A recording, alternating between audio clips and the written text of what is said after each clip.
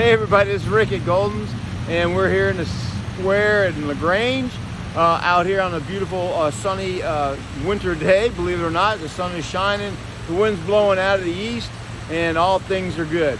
So here it is, this bright sunny day, and you're ready to go for a bike ride, right? And there's some things you should do before you go for a bike ride. There's three things you want to do and have before you go on your bike ride. One is a good quality helmet. Two would be a good set of daytime running lights. And three is to do a pre-ride check of your bike. Now all these things are important, and we're going to talk about others in the future, on future videos. But in this video, we're going to focus on the pre-ride bike checkup. Okay, so here it is. You're ready to get ready. You go for a ride, and you go out and you realize, gee, the bike's been sitting for a couple days. I wonder what's going on, right? And you hop on the bike and you go down the road, and the tire's flat. And you call the bike shop and you get all mad at the bike shop guy because the tire went flat. Now, tires will lose air over time. That's just part of it. And that's why you want to do a pre-ride check. So there's three things I encourage people to check before they ride every time they ride, right? I do it. All my friends that ride with me do it. You should do it as well. It's a way to have a good, safe ride. Also, limit the opportunity for breakdown. And the first thing is, obviously, check out the tires. And how do you check out the tires? Well, you could just go out to your bike and do like this. Well, that's a good idea, but how many pounds are in there? Well, then you say, gee, Rick, how many pounds should be in there? Well, the answer is easily found right on the side of your tire.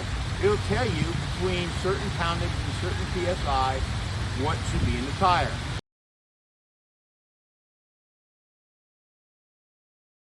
Pump, preferably one that has a gauge at the bottom or at the top so it can be seen, and one that does dual heads. Well, what's dual heads?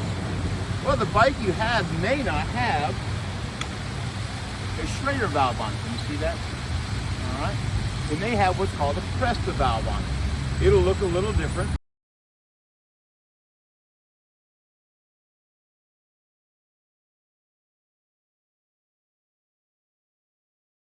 You want to take your pump, take the cap off, come on down nice and close.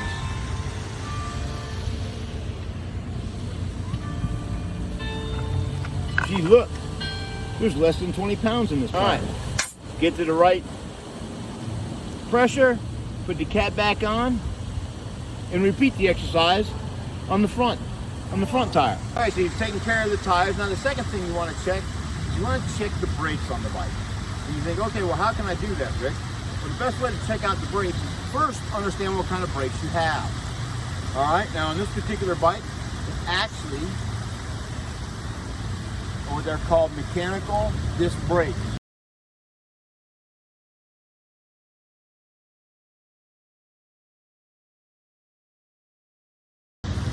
This brake has a cable and power actuator. Easiest way to spin the tire.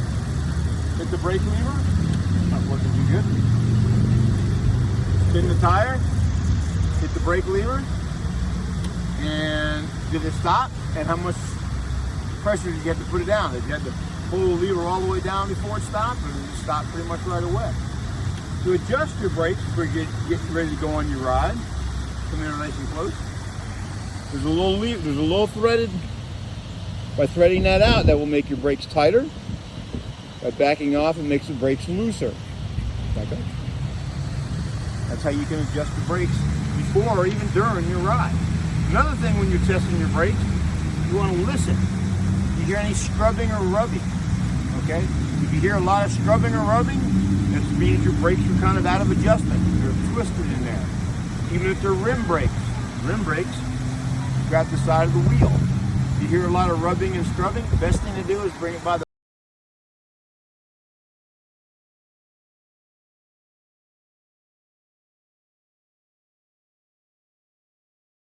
And the third thing you want to do is check your chain.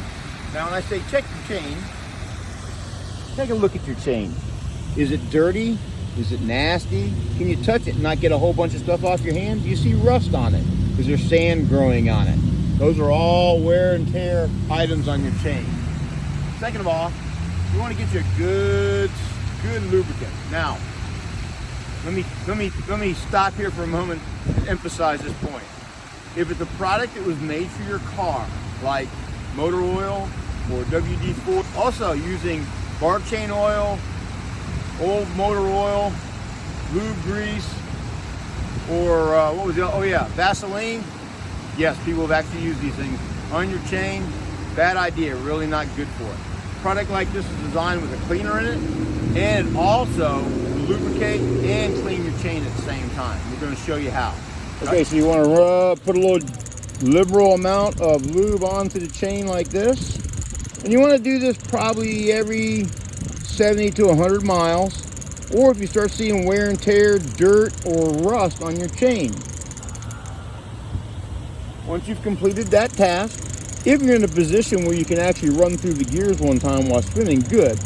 But if you're just working on your chain like this, what you want to do is take now run around. Enjoying this here content we're working on. We're trying to send some more information to you guys and keep you informed, and hope you have a good experience when you're on a bike.